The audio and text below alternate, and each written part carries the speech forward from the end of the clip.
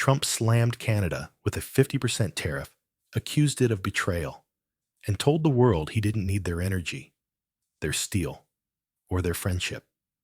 This isn't some backroom squabble.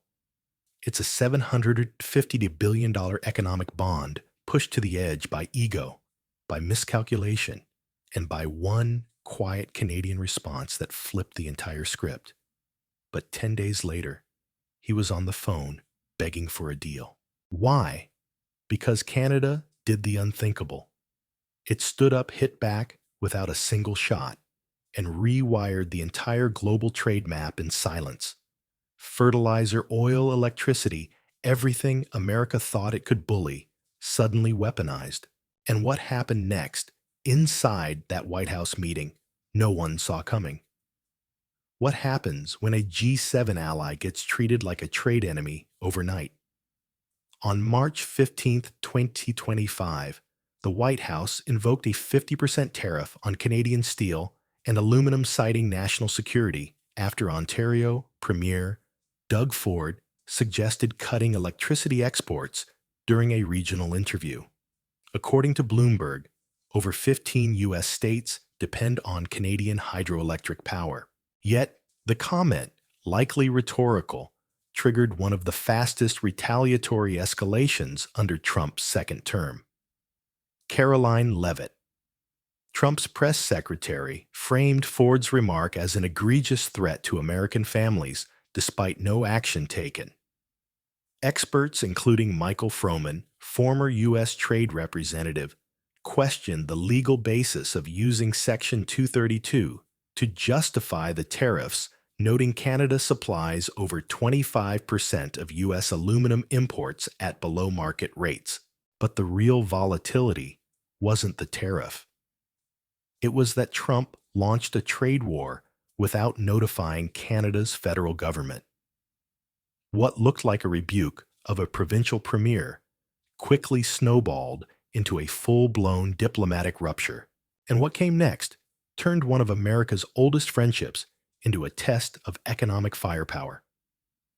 During a White House briefing, Caroline Leavitt held up what she called a handy-dandy chart, showing Canada's 287% tariff on U.S. butter and 245% on cheese data pulled from WTO filings. The intent was to frame Canada as a longtime economic aggressor, but trade experts like Chad Bone of the Peterson Institute noted those dairy protections had been in place for decades and were openly discussed during USMCA negotiations. Canada's supply management system was designed to stabilize local farm prices, mirroring the U.S. approach to subsidizing corn and soy, which the Congressional Budget Office reported received $32 billion in federal support. In 2023 alone, the administration omitted these parallels. Instead, Trump's narrative focused on imbalances without addressing cross-border interdependence.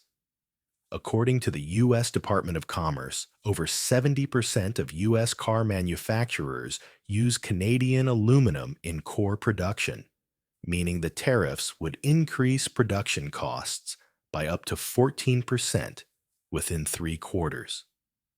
The irony, America's attempt to punish Canada's trade structure ended up squeezing its own supply chains, and the blowback wasn't limited to dairy. Canada didn't retaliate with tanks. It responded with a televised reckoning. In a nationally broadcast address, Prime Minister Mark Carney declared that the old relationship with the United States is overcalling Trump's tariff policy a strategic betrayal. The Financial Times reported that within 48 hours of the tariff, Ottawa had activated contingency talks with the EU and Japan to expand existing free trade corridors under CETA and CPTPP. Unlike previous disputes, Canada framed the conflict not as a trade disagreement, but as a sovereign standoff. Carney's reference to America wanting our land, our water, our country was symbolic but also economic. Canada supplies over 90% of U.S. imported hydroelectric power, and 72% of its potash-based fertilizer, according to the U.S. Energy Information Administration and the International Fertilizer Association. The message was clear. This wasn't about tariffs. It was about leverage. And instead of escalating with counterpunches, Canada weaponized global legitimacy. And what made it most effective? The response wasn't shouted. It was calmly calculated. This wasn't supposed to happen. In previous trade fights, the U.S. held leverage by GDP, by military, by market size. But when Carney said, "We are done being taken for granted," it cut deeper than any tariff. His speech landed not just because of what was said, but who was listening. According to Reuters, leaders in Germany, South Korea, and Australia immediately signaled interest in expanding bilateral trade with Canada in response to the speech. The Canadian dollar, which initially dipped on tariff news, recovered 1.7% in 24 hours. A sign market saw Ottawa's posture not as weakness, but resilience. Inside Washington, GOP governors from Michigan and Wisconsin, both swing states, reportedly lobbied Trump's staff to reconsider, citing rising costs on U.S.-built vehicles. Even Foxconn, a major U.S. electronics assembler, warned of $200 million in annual losses due to disrupted aluminum sourcing. For the first time, Trump's inner circle saw a soft-spoken nation command the room without raising its voice. And what came next was even more unexpected. Just 10 days after hammering Canada with tariffs, President Trump told reporters that Prime Minister Carney had called to make a deal. But inside sources cited by Politico suggest it was Trump's team who initiated the outreach after Republican lawmakers flagged economic damage to U.S. farmers and manufacturers. Stock market indices dipped 2.1% following the tariff announcement, and Goldman Sachs issued a client alert warning that prolonged disruption with Canada, America's largest trading partner by volume, could shave 0.6% off Q2 GDP. Behind the scenes, the pressure to restore talks wasn't diplomatic. It was electoral. The Midwest bloc, vital to Trump's 2024 win, was hit hardest by Canadian counter-tariffs on vehicles and agriculture. According to USDA data, U.S. pork exports to Canada fell 28% year over year by April 2025. Trump's public pivot, telling reporters the U.S. doesn't need to sign deals, was interpreted by Bloomberg as a face-saving maneuver. But behind closed doors, the White House was drafting revised USMCA frameworks. What began as bluster had cornered the president, and now the next move wasn't his alone to make. When Trump floated the idea of being a great deal for the American people, suggesting it receive $200 billion in subsidies and free military protection, Carney fired back with a line that froze the room. There are some places that are never for sale. According to Reuters, Carney's team viewed Trump's annexation hint not as hyperbole, but as an extension of his transactional foreign policy doctrine. One where sovereignty had a sticker price.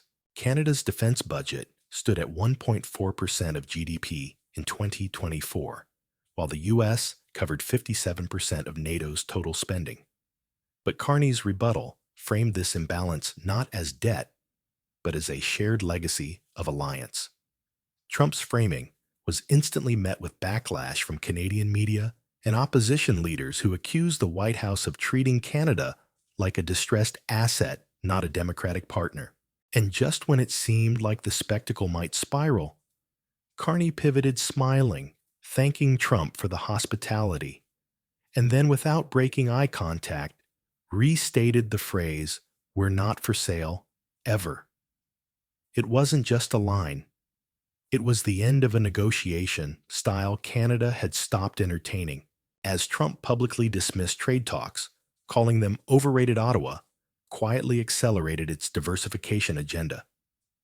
According to Bloomberg, Canada increased its non-U.S. export volume by 18.2% year over year as of the first quarter of 2025, with bilateral trade flows to the EU rising 27% under CETA, and a fresh framework with the UK nearing completion. Carney's post-meeting statement made no mention of compromise. It highlighted growth. Our trade with the U.S. is substantial, but not singular, he said. Behind the scenes, Canadian officials were finalizing logistics upgrades at Halifax and Prince Rupert ports to accommodate expanded Asia-Pacific routes, and preliminary talks with India and South Korea were underway. As the Wall Street Journal noted, Canada's share of global lithium exports jumped 42% in just 8 months, a strategic move aimed at reducing U.S. bargaining power over critical minerals. While the U.S. was engaged in parallel trade fights with China, and the EU Canada sidestepped the chaos and broadened its foundation. The message wasn't shouted, but it was heard worldwide. Canada wasn't pulling away. It was building something stronger elsewhere. Trump treated Canada like a minor lever in a global economic machine, but what he underestimated was the cost of misreading quiet leverage. In 2023, Canada supplied 97% of America's imported potash, 88% of hydroelectric power traded across the northern grid, and more crude oil than any other country, according to the U.S. Energy Information Administration. When Carney spoke, world leaders listened, not because of military might, but because Canada's restraint illustrated a diplomatic model that contrasted sharply with Trump's headline diplomacy.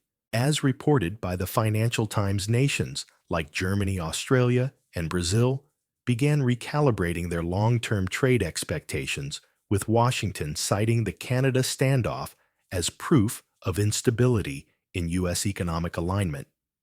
It wasn't just about a tariff anymore. It became a global audit of American reliability. While Trump played to a domestic base with strongman rhetoric, Canada was redefining influence through composure, predictability, and sovereign clarity. And in doing so, it exposed the limits of coercion in a world no longer dominated by unilateral rules. By May 6th, when Carney finally met Trump in the Oval Office, the narrative had reversed. Trump told reporters that Canada wants a deal, and that we don't need their cars or their lumber. But U.S. markets dipped 1.6% that afternoon, and NASDAQ futures slid after his comments, reflecting investor anxiety. Politico later reported that internal memos from the U.S. Trade Representative's office confirmed Canadian negotiators had submitted revised terms, first not Washington. Meanwhile, Goldman Sachs revised its second quarter U.S. GDP projection down from 2.4% to 1.8%, citing tariff-induced volatility with core allies. Trump may have claimed control in public, but the document showed Canada steered the terms, emphasizing mutual sovereignty, tariff protections for key sectors, and a non-retaliation clause tied to USMCA's review schedule. Carney refused to re-enter talks without these guarantees. So when they finally sat down in the Oval Office, he didn't raise his voice. He didn't need to. Carney slid the revised agreement across the table. Trump didn't speak, facing pressure from Midwestern governors and Wall Street donors, conceded. The so-called art of the deal had met a quiet counterpunch. Results without bravado, leverage without noise. He glanced at it, nodded, and signed, without a handshake, without a smile, just silence. The kind that ends a war without a word. We're glad you're enjoying this video. Please like and subscribe. Check out another video that is now on your screen.